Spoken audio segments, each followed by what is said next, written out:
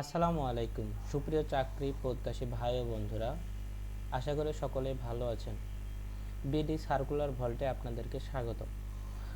10,000 police constable নিয়োগের জন্য যে সার্কুলারটি প্রকাশ হয়েছে, আমরা প্রথমে সেই সার্কুলারটি দেখে নিই। চলুন। এখানে 10,000 পুলিশ কনস্টেবল পদে সার্কুলার দিয়েছে। সার্কুলারটি হলো ট্রেনি রিক্রুট কনস্টেবল পদে নিয়োগ বিজ্ঞপ্তি ফেব্রুয়ারি 2026। সেবার ব্রতের চাকরি। অনলাইনে আবেদন শুরু 5 মার্চ 2026 এবং শেষ 31 মার্চ 2026, অর্থাৎ 5 তারিখ থেকে আবেদন শুরু এবং 31 মার্চ 2026-এ আবেদন শেষ। সার্কুলারের প্রথমে কি লেখা আছে? বাংলাদেশ পুলিশের ট্রেনি রিক্রুট কনস্টেবল টিআরসি পদে নিয়োগের জন্য আগ্রহী পুরুষ ও নারীদের অনলাইনে আবেদন করার জন্য আহ্বান করা হচ্ছে। ট্রেনি রিক্রুট কনস্টেবল টিআরসি পদে প্রার্থীদের আবেদনের জন্য বিস্তারিত তথ্যাবলী নিম্নরূপ। যেখানে লেখা আছে জেলাভিত্তিক শূন্যপদের বিবরণ। ট্রেনি রিক্রুট কনস্টেবল টিআরসি পদে নিয়োগের লক্ষ্যে জেলাভিত্তিক শূন্যপদের বিবরণ বাংলাদেশ পুলিশের ওয়েবসাইটে আপলোড করা হবে। এখানে আমরা যোগ্যতা দেখতে পাচ্ছি, যেখানে বয়স হতে হবে 18 থেকে 20 বছর। যে সকল প্রার্থীর বয়স 31 মার্চ 2026 তারিখে বর্ণিত বয়সসীমার মধ্যে থাকবে, তারা আবেদনের যোগ্য মর্মে বিবেচিত হবে।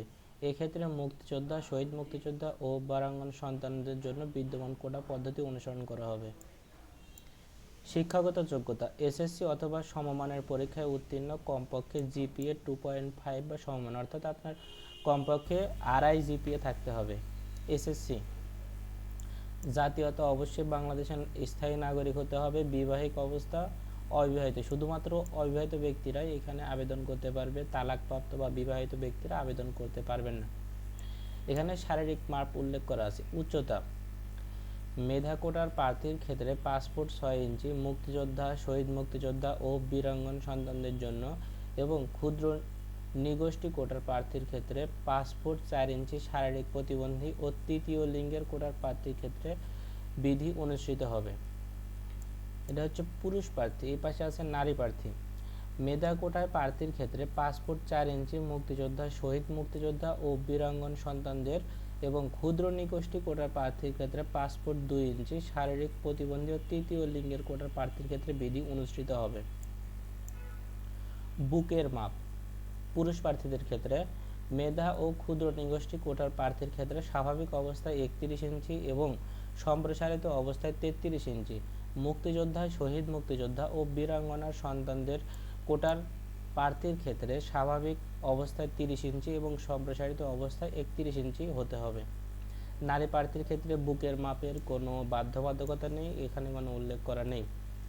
ওজন: বয়স ও উচ্চতার ক্ষেত্রে ওজন অনুমোদিত পরিমাপের হতে হবে পুরুষ প্রার্থীর ক্ষেত্রে। নারী প্রার্থীদের ক্ষেত্রেও সেম। অনলাইনে আবেদনের নিয়মাবলী। প্রথম ধাপ, ওদের যে ওয়েবসাইট আছে, এই ওয়েবসাইটের লিঙ্ক আমি আমার ভিডিওর ডিসক্রিপশনে দিয়ে দেবো, আপনারা সেখান থেকে প্রবেশ করতে পারবেন। আচ্ছা, এখানে যে ওয়েবসাইট আছে https:/police.teletalk.com.bd, এই ওয়েবসাইটে লগ ইন করে আবেদন ফর্ম পূরণ করতে হবে। আবেদন ফর্ম সঠিকভাবে পূরণের লক্ষ্যে উক্ত লিঙ্ক সহায়ক হিসেবে ভিডিও টিউটোরিয়াল ও ফর্ম পূরণের নির্দেশিকা দেওয়া থাকবে। অর্থাৎ এই ওয়েবসাইটের ভেতরে গেলে কিভাবে আবেদন ফর্ম পূরণ করতে হবে আপনি নিজে সেটা করতে পারবেন এবং ওইখানে একটা ডেমো ভিডিও দেওয়া আছে। এছাড়া আপনারা যদি চান কিভাবে আবেদন করবেন সেই ভিডিও যদি চান আমাকে অবশ্যই জানাবেন, আমি আপনাদেরকে ভিডিও দেওয়ার চেষ্টা করব। এছাড়া উক্ত লিঙ্কের হেল্প অপশন ব্যবহার করে ফর্ম পূরণের প্রয়োজনীয় সহায়তা নেওয়া যাবে। আবেদনের সময় আমরা যেটা পূর্বে উল্লেখ করেছি, 5 মার্চ 2026 সকাল 10 ঘটিকা থেকে 31 মার্চ 2026 রাত 11:59 পর্যন্ত, অর্থাৎ রাত 12টার আগ পর্যন্ত আপনি এখানে আবেদন করতে পারবেন। আবেদন ফর্ম পূরণ করার অব্যাহত পরে যোগ্য প্রার্থী একটি ইউজার আইডি পাবে। উক্ত ইউজার আইডিতে আবেদন ফর্ম পূরণের 48 ঘন্টার মধ্যে যে কোনো টেলিটক প্রিপেইড মোবাইল নাম্বার থেকে 45 টাকা সার্ভিস চার্জ বাবদ প্রদান করতে হবে।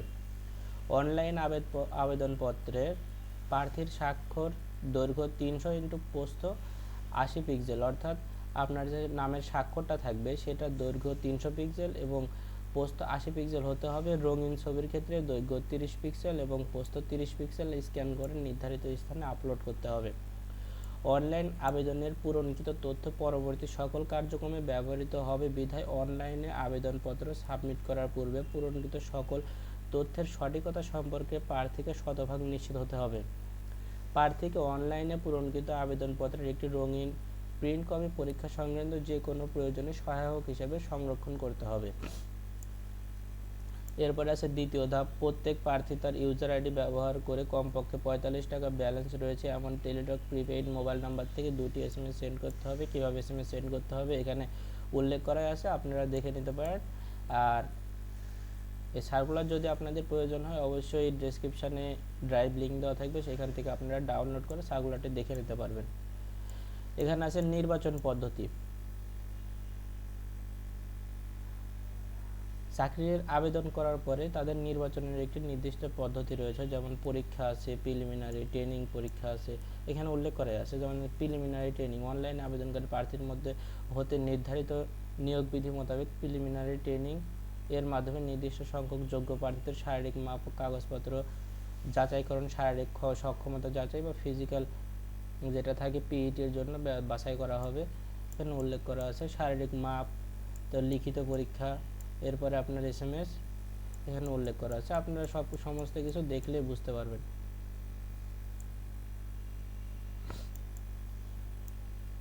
এখানে আরেকটা জিনিস উল্লেখ করা দরকার, যে এখানে উল্লেখ করা আছে কোন কোন জেলার প্রার্থীরা আবেদন করতে পারবে এবং কোথায় তাদের সমস্ত পরীক্ষা হবে। যেমন জেলার নাম আছে মাদারীপুর, কিশোরগঞ্জ, রাঙামাটি, ব্রাহ্মণবাড়িয়া, ঝিনাইদহ, নড়াইল, সিরাজগঞ্জ, চাঁপাইনবাবগঞ্জ, কুড়িগ্রাম, সুনামগঞ্জ, জামালপুর, ফরিদপুর, টাঙ্গাইল, কুমিল্লা, খাগড়াছড়ি, খুলনা। এদের শারীরিক মাপ ও কাগজপত্র যাচাই হবে 15, 16, 17 এপ্রিল 2026 সকাল 8টা থেকে। লিখিত পরীক্ষা হবে 27 এপ্রিল 2026 খ্রিস্টাব্দ 10 ঘটিকা থেকে। মনস্তাত্ত্বিক ও মৌখিক পরীক্ষা হবে 6 মে 2026 10 ঘটিকা থেকে। এখানে সমস্ত কিছু উল্লেখ করা আছে, আপনারা নির্ধারিত আপনাদের জেলাগুলো দেখে নেবেন। এখানে রাজশাহী, ঠাকুরগাঁও, নীলফামারী, নাটোর, মেহেরপুর, শেরপুর, ভোলা, বরগুনা, ময়মনসিংহ, মানিকগঞ্জ, গোপালগঞ্জ, বান্দরবান, শরীয়তপুর সমস্ত জেলা আছে। আপনারা দেখে নেবেন যে কয় তারিখে আপনাদের পরীক্ষা এবং শারীরিক মাপ যাচাই করা হবে।